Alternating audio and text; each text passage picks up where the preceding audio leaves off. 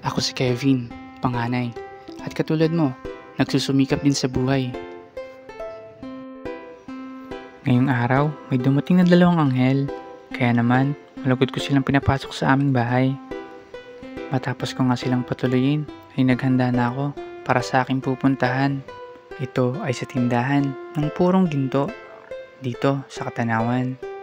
Pagkatapos kong mamili, ay dumiretso na agad ako sa bahay para punan ang kakulangan ng aming munting tindahan.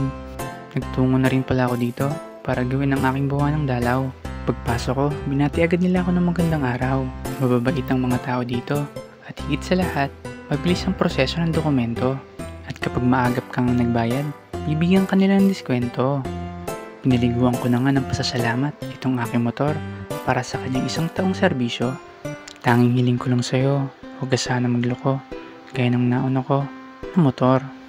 Gusto ko rin palang magpasalamat sa inyong lahat na tumatangkilik ng aming mga produkto. Kaya para sa inyo, magsisipag palalo ako. Ngayong darating na halalan, handaan, tawagan niyo ako. Umulan man o umaraw, maaasahan niyo ang serbisyo ko. At huwag na huwag niyong kakalimutan akong bayaran para tuloy-tuloy ang ating kasiyahan.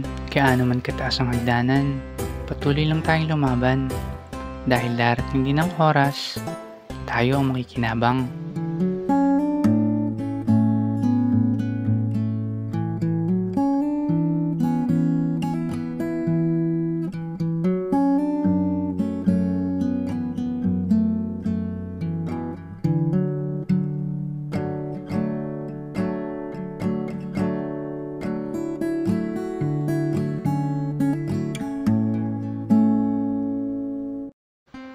Inabutan na nga ng gabi nang matapos itong delivery ko.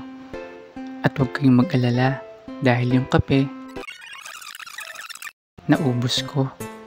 Paalam!